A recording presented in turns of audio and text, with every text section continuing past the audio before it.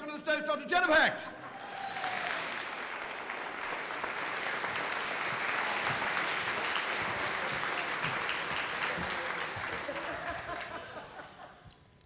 Hi. Thanks for coming. I'm delighted to be here. It's been a wonderful conference. So, I'm going to talk to you about a bunch of different things. But I'll start with just how I got into this gig. Well, at 12, I decided I was an atheist. I was upset about it for a couple of weeks, and after, it's been fine.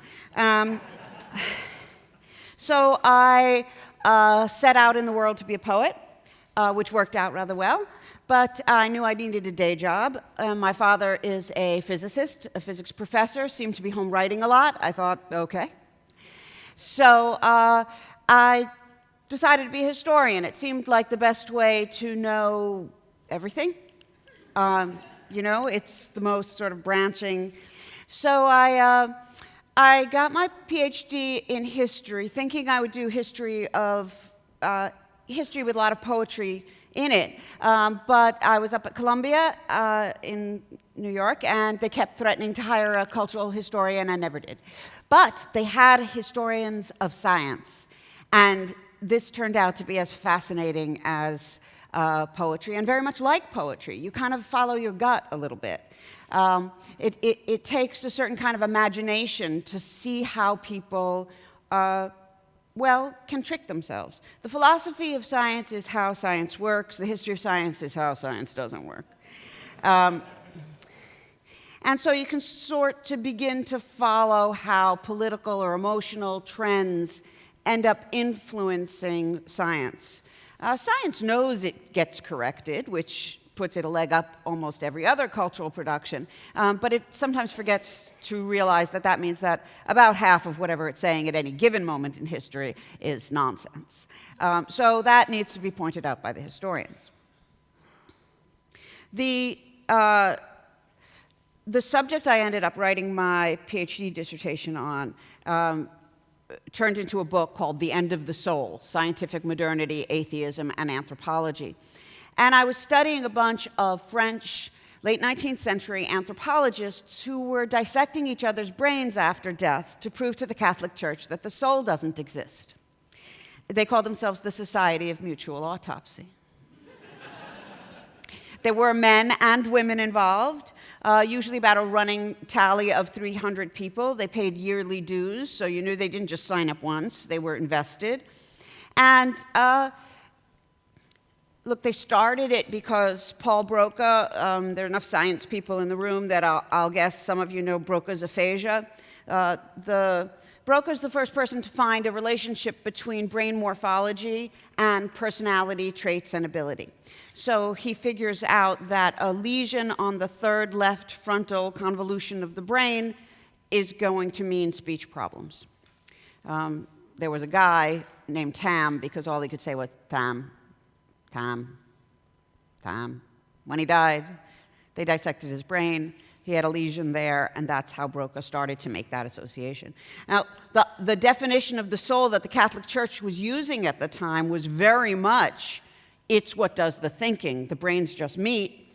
It's somehow the throne of the spirit that's doing the thinking. So to show that, no, in fact, if you poke this part of the brain, this part of ability falls out, was a very big deal. Indeed, in France, in the late 19th century, it seemed even more important than Darwin. Well, at least on par. Broca finds this relationship in 1861. He's part of the Society of Mutual Autopsy. He does the first 3 autopsies, and then he dies, and he is the 3rd autopsy. It's a real commitment kind of thing. There were men and women involved. A woman named Clémence Royer was one of the members, and she is a fascinating figure because she translates Darwin into French, 1871, which is it's a good long wait. Darwin comes out 59. So in France, when they get Origin of the Species, it comes with a 37-page tract, preface by Clémence Royer saying, this proves atheism. Darwin never said anything like that. A couple of decades later, he actually disavows that translation and has someone else do it. But in France, people were saying the translator has seen, and I'm quoting, the translator has seen farther than the scientist, because she was willing to say, she knew Lamarckian evolutionary ideas, which have a wrong method, but the right idea.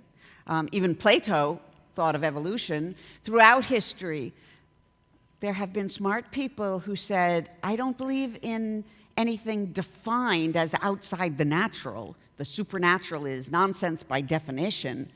I don't know how we got here, but nature seems to find patterns, and the more stable patterns repeat, and then some sort of mistake or change is made, and then if that's useful, it repeats. And without actually coming up with natural selection, the idea that all the animals have evolved from each other and that we have bubbled up from the same sort of natural froth, that's been around for millennia.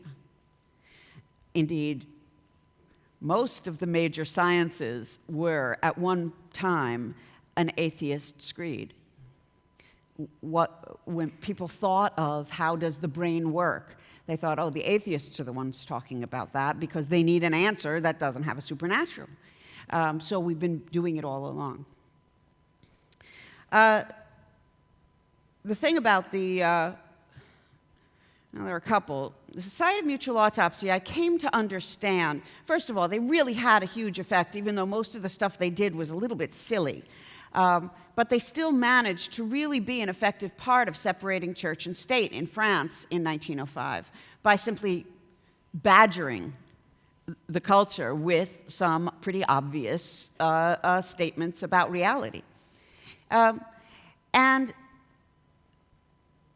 that's important because Broca's aphasia was the last thing they found really along those lines. So what they were doing for the next 30 years was in some ways a secular version of Catholic last rites.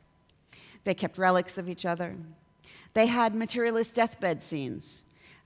During this time, deathbed scenes were published in popular magazines saying how a person commended themselves to God and the whole. Well, they had materialist versions, which they published in far left political journals and in scientific journals, of lying in the bed and saying, my life was dedicated to science, and I hope my body will further science, and how they managed to make meaning out of that.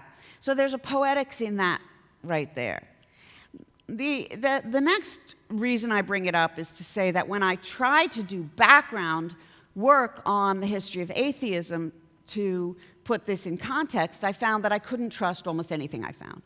Either it was religious people saying that there had never been an atheist, they just didn't believe us, or there were atheists who, I'm afraid, clipped quotes to make it look like people were a little more atheist than they were. Very often I could go back to the text and find out that, in fact, people were atheists, but they didn't say it in a way that we were going to see, but you couldn't trust the versions I was finding. So I knew that this book had to be written, and I, as an atheist and a historian, I had always noticed when I would read a small monograph that there were atheists here and atheists there. But when then you look at an overall history of the world, of the West, the atheists sort of would fall out. Nobody was writing about them. So I set out to tell a story I knew. And I thought it would be about the ancient world, then a sort of dark ages, there be dragons, and then a revival in the Enlightenment. What I found was so much richer. First of all, there have been profoundly secular, naturalist atheists pretty much throughout all recorded history, and they never go away.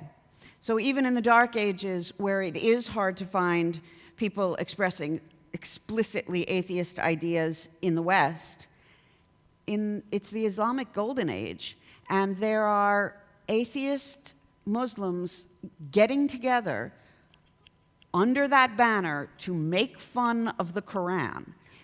Because, by the time Jesus comes along, the Jews are like, what, a prophet now? Isn't that old school? But by the time Muhammad comes around, it's another 5 centuries later, And the Christians are all saying, aren't we done with Revelation? Like, who does this? Well, when the Christians did it, they looked to Deuteronomy, where it said, you shall know prophets by evidentiary miracles. That's part of the reason why Jesus is so full of magic tricks. There are other reasons, but... So the Muslims decided that the evidentiary miracle would be the Quran itself. It was too beautiful to have been written by human beings. So it's one of the few cases in the world where making fun of somebody's metaphors is an act of great irreligion. Because to say that the Quran should have had better metaphors in it is to say it was written by human beings. It wasn't this perfect text. How did they get away with it? Well, when the West fell towards the East, and instead of Rome being the capital, it was Constantinople, the scholars all ran to where there was enough money for schools and enough interest in schools. So the philosophy of the ancient world goes east to Constantinople, and then when you get to Justinian and Theodora in the Byzantine Empire, and they lose some wars to the Turks, they decide that God's mad at them for philosophy, which everyone knew was secular, and everyone knew was tied up with medical science. They were all the same people. So they kick them out, and they go into Syria and start to go down. And that trip around the Mediterranean brings Aristotle and Plato, or what we have of it, out of these regions and down into what becomes the Islamic Golden Age. And it travels across North Africa and into Spain, where you have this golden century of Christians, Muslims, and Jews living together in a very high cultural status. And when those texts, now translated 7 or 8 times, get back to Italy, and people start to realize, oh, wait a second, we know these names. We can go to our monasteries and our libraries and find the originals of Aristotle, rather than reading them 6 times, 7 times translated. That is the Renaissance. When it comes back around, that's the Renaissance. But it never goes away entirely. So only if you only care about Western Europe can you see there be a Dark Ages. If you care about the Mediterranean, the fully atheist, naturalist position never leaves. The earliest full-on atheist naturalists I found, well, the Psalms are time immemorial. We don't know how. They're the oldest in the Bible. And the Psalms are full of the godless this and the godless that. And theologians say, oh, that means somebody who's less godly. It says the godless. They were the godless. Probably the next oldest is in the Indus River Valley in India. We see the ancient Carvaka, 600 BC.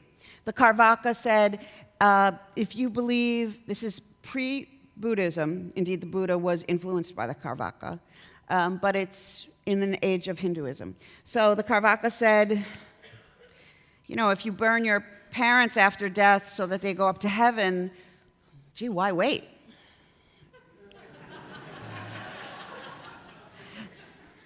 The Carvaka said, if there could be minds without brains, there should be mangoes hanging in the sky without mango trees, but there aren't.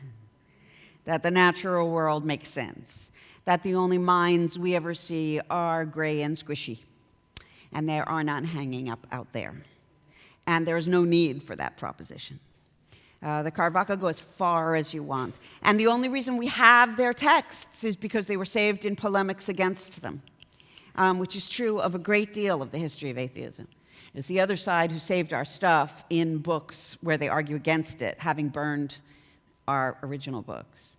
It's also true that the priests' daughters and sons tend to be rich in all sorts of societies, which means they get the best education sometimes, meaning they get the secular education, and they themselves are the generation that keep these materials.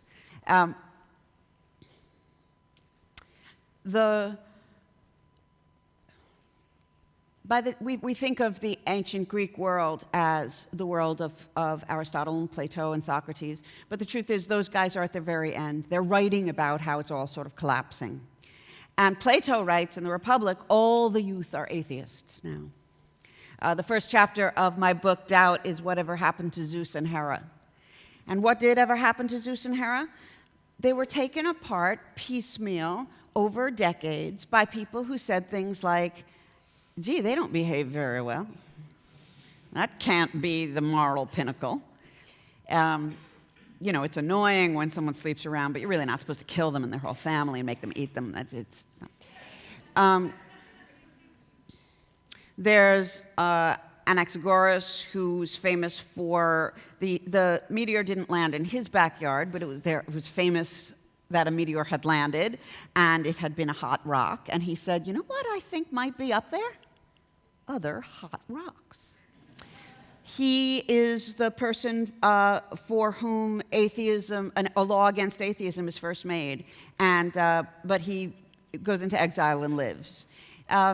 Throughout studying the history of doubt, one of my questions was always, why die for this? Why not keep your mouth shut? And the answer is so human. It was that people get really annoyingly in your face until you finally are just like, look, here's the truth. It's really quite extraordinary watching people try not to. The Inquisition, we used to think of the Inquisition as holding people who believed the wrong religion accountable by the Catholic Church.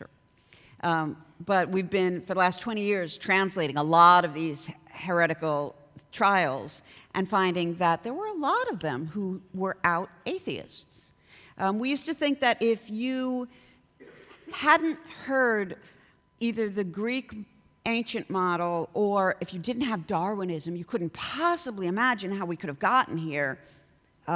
So there must have been no atheists. But people are smart. So we have heretical trials of a guy saying, the bubonic plague killed every single member of my family, my wife and my babies and my mother, and no moral God can be imaginable. I cannot imagine a human being who would behave that way. I think the moral locus of the universe is us, and ready to die for it. You don't always have to understand everything about how things work to be able to say there's probably a rational, natural explanation that's just beyond what we know right now. I mean, we haven't created life in a lab. Will we? We're starting to get some ideas about it. We certainly do not know how to gestate a baby. We can make one in a petri dish, but we can't grow it up. We do not know how the placenta works. But we don't say, well, God must step in for that, right? And neither did they. When they didn't understand something, they too were capable of making these kinds of assumptions. Throughout the period before the Enlightenment, there were Enlightenment thinkers. The Enlightenment really marks a moment where people are willing to publish these things under their names. But the Enlightenment writers all write about the Illuminati before and other groups that were understood to be secular. Then you get to the 19th century, and there are people who make their living going around Europe as atheist lecturers. In the United States, there are a lot of men and women who make their living going around to these town halls, no TV, no radio, town hall, go listen to a speech, men and women who are mostly atheist speakers. And as I said, they make their living doing so. In the United States, probably the best time ever, perhaps anywhere, to be an atheist was the beginning of the 20th century. Thomas Edison, they asked him about the afterlife. New York Times, he said, it's all ridiculous. I believe in the material world. I believe in proof. There is no afterlife. There is no God. That's 1913. Elizabeth Cady Stanton starts the feminist movement, and in 1890 publishes The Woman's Bible, in which she starts out sort of just pointing out how sexist the Bible is, but after a while she's just making fun of it as a supernaturalist text. It was a bestseller. But the feminist movement kicked her out of the movement she had begun. And she kind of knew it was going to happen. That's why we have Susan B. Anthony on our money and not her, because she was willing to say that she thought more inequality and injustice happened because of the Bible than even because of any particular ism, including sexism. She believed that if you could deal with religion, sexism would be much more easily dealt with. And she was willing to be vilified for it, but she also was very famous. I could go on, the list of people. Margaret Sanger. In America, contraceptive, even for married people, were illegal until Margaret Sanger got herself arrested over and over and over and finally proved the point. And she constantly said, yeah, I'm an atheist. She's the one who said, no gods, no masters. There have been, Voltairine de Cleyre. She was an important French atheist. She was named after Voltaire, but nobody mentioned it to her. So she had to come to her atheism herself and then realize how much of a history there is.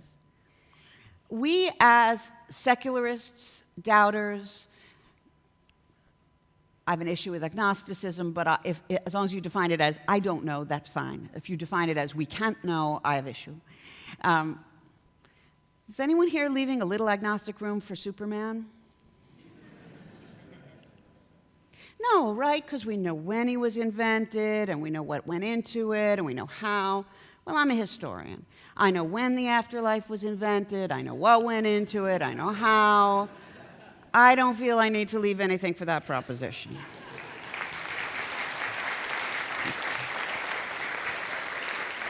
And it is also true, and not pointed out often, but I have proven it with numbers and other logic, that more people have lived without anything like what we would consider a god. Confucianism does not have a god. It doesn't even have any supernaturalism in its basic form, but certainly it doesn't have a god.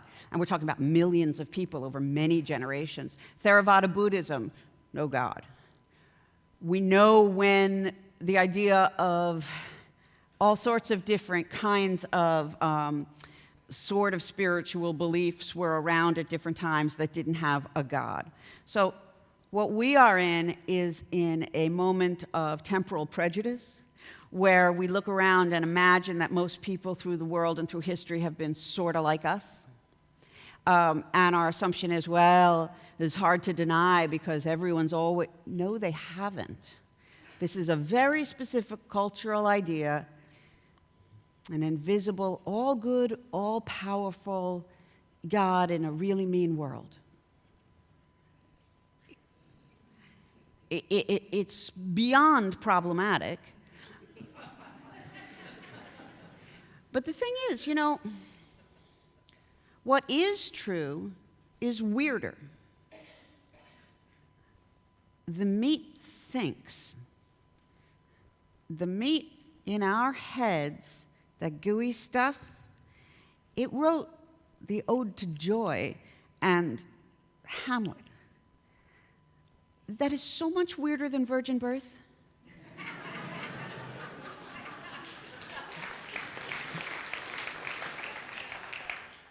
I respect the weird. If I worship anything, it's the absurd. I enjoy the strange. I like meaning when I can find it, and I always think it comes through relationships. I always think it comes through beauty.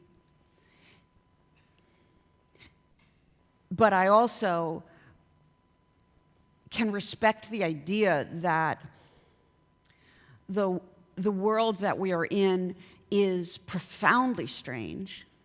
It's strange that we are smart enough to be here. It's strange that we have two eyes in front and none in back.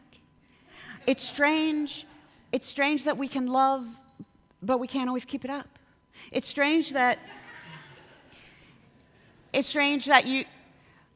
if I put you in a lab for 2,000 years and asked you to make a human being, your brain couldn't do it. My dumb body did it twice.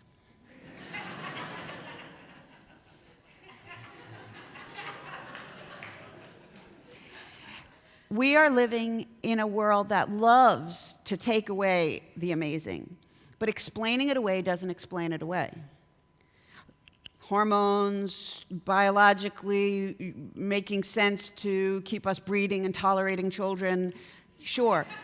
None of that has anything to do with how I feel about my dog. I mean, we love, and I believe the human experience to be as important as the cosmic universe. The human experience is where we live, and in here, meaning exists. I love Bertrand Russell, but he was wrong about a couple of things. And Sartre, I like, and he was wrong about a lot of things. Bleakest philosopher in all history. Most philosophers in history have been secular, and most of them never even thought about complaining about the lack of meaning. Meaning's everywhere. Fairness isn't, but meaning. I argue it in a bit of a formula that the feeling of meaning is sufficient to the definition of meaning, just as the feeling of love is sufficient to the definition of love.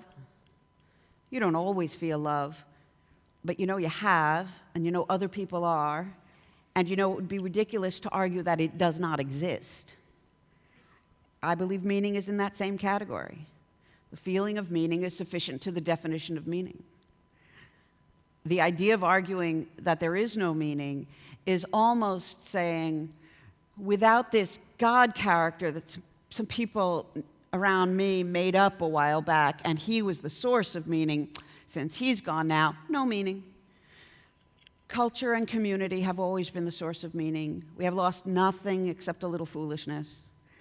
We really have to start to allow ourselves to recognize that there are things that religion got right because, of course, it was made up by people who needed stuff.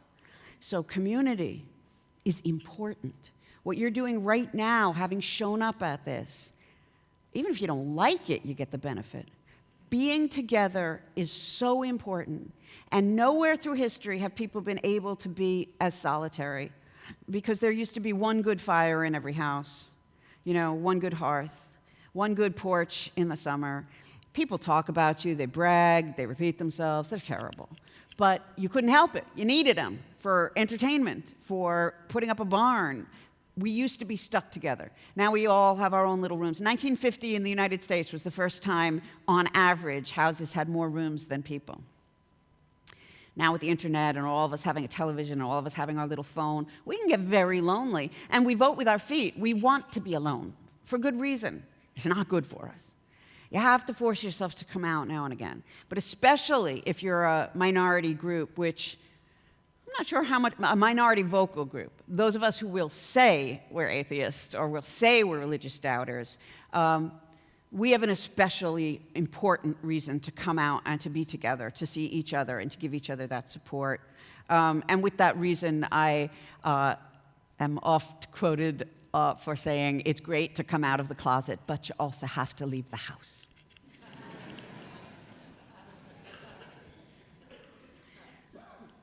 So, you know, I wrote these books because I was a historian, and I was interested in these subjects, and I'm an atheist. Live in New York, don't feel real threatened by religion most of the time.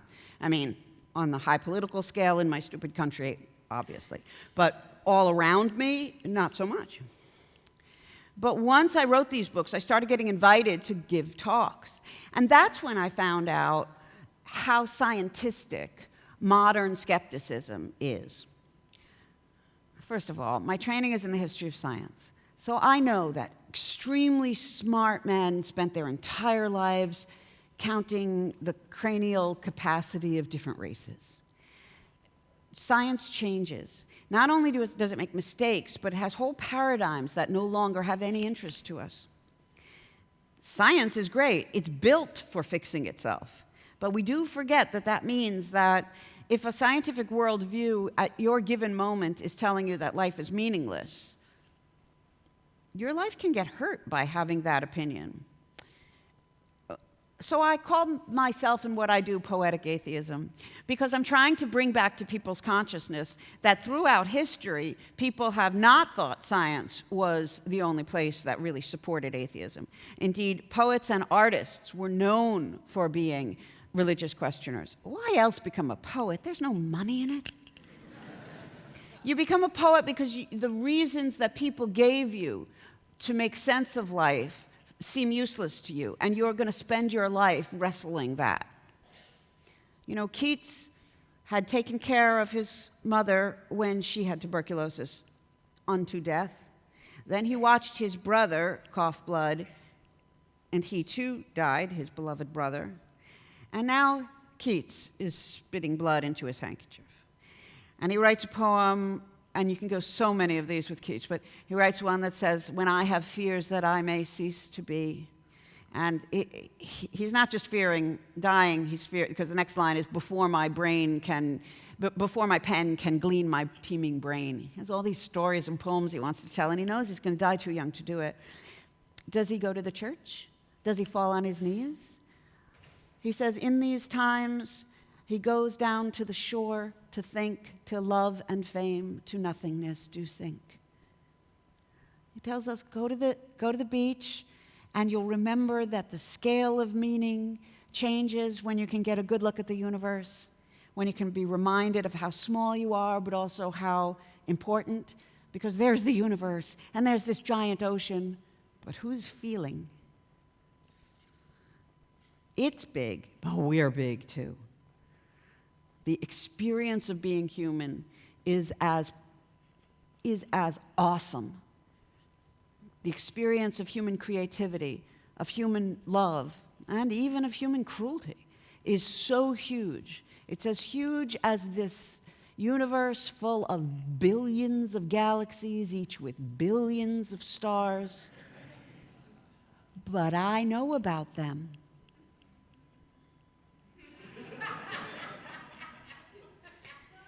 What we've got going on is the universe knowing itself, is the universe loving itself.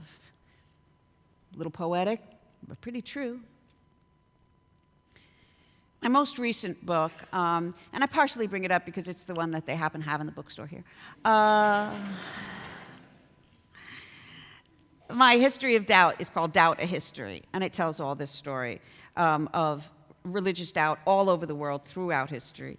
But my most recent book came out with Yale in paper just this January, and it's called Stay, A History of Suicide and the Philosophies Against It. Now, I knew I would get in trouble, that my audience on the left, on the progressive side, has as part of its sort of laundry list of what kind of shoes we wear and what kind of food we eat and who we vote for, and also here are some of our the things we believe in. And believing in the right to suicide is one of them. I am entirely in favor of the right to die for people who are talking really about end-of-life care. And the loose way that I define that so that it includes also intense psychological despair is, look, if anybody loves you, thinks that maybe you're done, if anybody on your medical team, or if even you in another mood wouldn't disagree with it, you're in a different category. That needs to be adjudicated on its own terms. But then there's this category of despair suicide, which has been going up tremendously. The World Health Organization says in the last 45 years, suicide worldwide has gone up 60%. In the United States, our last census in 2000 found 30,000 Americans a year taking their lives. That's more than almost any disease. Under 45, it's the third largest cause of death. And over 45, it's the 10th. And that means some of these deaths is by trend. You've heard of some suicides, it makes it more reasonable for you. My secular argument is both my own, but then I searched through history and found almost every secular philosopher putting forward one of these two ideas. One, that you owe it to your community. Community can be defined in a lot of different ways, but statistically nowadays we know that one suicide leads to more suicides very often. So within a school, within a profession, age and gender, you take somebody with you. Which means that crying and useless is 1 billion times better than dead. You don't have to be the person who always knows why you're meaningful. You are not the inventor of meaning. Culture and community holds meaning sometimes when we can't. More than half of the suicides in America are gun deaths because if you have a gun in the house, your worst mood can outrun the others. But my suggestion is that you do not allow your worst mood to kill all the others. If you have a consistent desire, that's a different category again. But most suicide can be shown to be impulsive in a lot of different ways. And religion used to block some of it, but it doesn't even work for the religious anymore. People's suicide notes say, God will forgive me for this. But the thing is, when someone gets accidentally saved from a serious suicide attempt, there are a couple of different stats, but 96% of them don't ever do it again, that it was a moment. If you kill yourself when you have children 18 or under, their suicide rate triples. And depending on how old they are when you do it, maps their likely scale. And of course, even if they never die of it, that means hospitalizations, self-harm, and all of this, all the detail is in stay. I understand that it seems like I'm asking us to curtail a kind of autonomy. And maybe I am a little bit. Maybe the idea that each human being, can you imagine knowing a meerkat by taking it into a lab and looking one over? We are a community, and we make sense together. Imagine yourself alone on the planet tomorrow. You wake up, the rest of us are gone. Would you do anything the same? We believe each other into being. Being human is a weird, strange, demanding faith. And we become real in each other's eyes. And there are ways in which I'm not even asking to convince you, because I've had particular trouble with the British audience. Though some people have fallen in love with the book, but others say, love the history, love all these ideas, but it's wrong to say it's wrong. Well, I don't know a moral definition that isn't about harm, and harm done, suicide, when it's impulsive, when even you wouldn't agree with it in a different mood, the harm done to yourself and to your future self, who you don't know who you're going to be in 10 years. Just have enough respect for him not to kill him. Just wait for him to show up. Maybe he's going to know something you don't. I really think that if we fix this like we fixed dueling and foot binding and the Atlantic slave trade, the future will look back at us and say, 1 million worldwide killed themselves? And their suicide notes talk about how they're a burden. Who told them they were a burden? If you're in a society that looks you over and says, you might not be good enough for us, I say the better rebellion is to stay alive. Certainly we need to give each other enough support to mention that I don't really know why, but I love you. Sorry. I'd rather you stay and try. I'd rather you stay here with us near the fire. I don't think there is an abyss. I know we're all trying to not think about the abyss. Pretend that we never thought of gravity, and instead we thought that there was a loving force called the holding that kept us on the planet. It was keeping everything down because it loved us. And then we realized, oh no, it's just gravity. Wouldn't that be an abyss? I mean, if there's an abyss in the world, it's the sky, right? But I don't walk around feeling like that's an abyss. We just got out of a cultural relationship with an imaginary figure who told us that we were going to step out of this life and into a new life in death, which makes us feel like, ooh, there's an abyss. But there's no abyss. The planet is round. You will never ask yourself, am I alive or dead, and get the wrong answer. As far as you are concerned, life is big, life is long, life is tedious. Why would anyone want another one? But that's another. But really, really, the point is to make some use of the one we actually have rather than just walking back and forth from the fridge to the computer. Not that that's always bad. I'm just saying that we've constructed our world so that it has problems in it, which when you rethink and you allow poetics and you allow somewhat of some moral freedom and you risk some people shouting at you that you're wrong. You can at least reframe some of this so that you can put on the shelf of the meanings of life, right next to, kill yourself if you want to, one that says, maybe not.